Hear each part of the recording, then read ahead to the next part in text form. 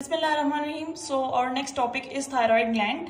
अच्छा, thyroid gland की बात करें तो ये हमारे पास नेक के रीजन में पड़ा होता है और इसकी दो लोब्स होती हैं जो कि उनको कनेक्ट किया होता है फर्दर इस्टिमस ने। ये आप एनाटॉमी के अंदर पढ़ेंगे।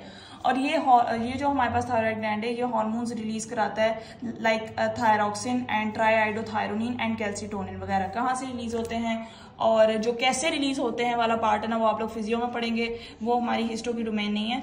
तो मैं अब आपको इसका हिस्टोलॉजिकल स्ट्रक्चर बताऊंगी।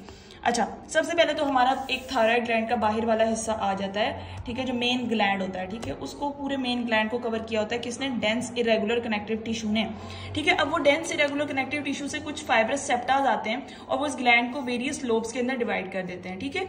और उन वेरियस लोब्स के अंदर डिफरेंट जो है सेल्स पड़े होते हैं और वो किस तरह से पड़े होते हैं, उन सेल्स की क्या स्पेशलिटीज होती हैं वो भी हम बात करते हैं, ठीक है। अच्छा, इन सेप्टास के अंदर ना ब्लड वेसल्स और लिम्फेटिक वेसल्स और नर्व फाइबर्स भी इन सेप्टास के थ्रू एंटर करती हैं इसके अंदर, थायराइड ग्लैंड के अंदर, ठीक है।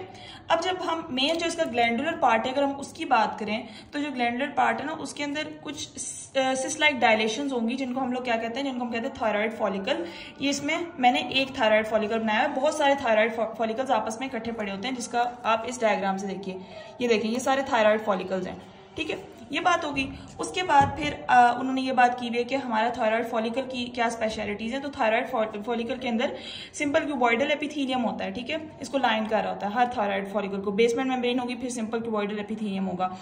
अब इनके ऊपर इनकी जो सेल्स हैं, ये जो सिंपल क्यूबॉइडल एपिथेलियम के सेल्स हैं, इनको हम क्या कहते हैं? इनको हम कहते हैं फॉलिकुलर सेल्स या प्रिंसिपल सेल्स या थायरोसाइट्स। क्यों कहते हैं हम लोग इनको थायरोसाइट्स?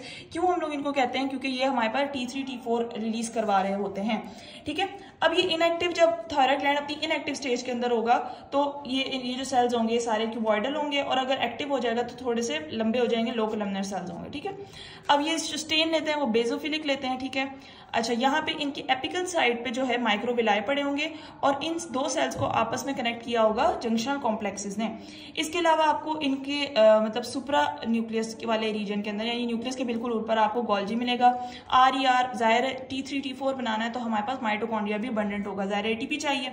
इसके अलावा इन्होंने जो जब हार्मोन रिलीज होना होता है तो वो जाहिर बात है किसी वेसिकल्स की फॉर्म में वेसिकल्स के अंदर स्टोर होगा, उसके बाद वो वेसिकल्स रिलीज कराएंगे तो इसके अंदर आपको वेसिकल्स भी मिलेंगे, ठीक है। ये बात हो गई। अच्छा, उसके अलावा इन सेल्स के दरम्यान में कुछ आपको कुछ और सेल्स भी मिलेंगे जिनको हम कहते हैं पैराफॉलिकुलर सेल्स।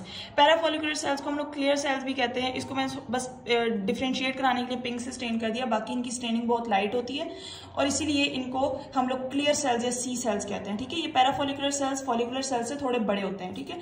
इनके अंदर भी वही बात है कि गोल्जी, RER, माइटोकॉन्ड्रिया और ग्रेन्यूल्स वगैरह प्रेजेंट होते हैं और इनके ग्रेन्यूल्स रिलीज करवाते हैं कैल्सीटोनिन। कैल्सीटोनिन का क्या काम होता है कि प्लाज्मा की कैल्शियम कंसंट्रेशन को कम करता है, उठाकर कैल्शियम आयंस को बोन के अंदर लेकर जाता है। अपोजिट टू पैराथायराइड हार्मोन ये काम कर रहा होता है, ठीक है।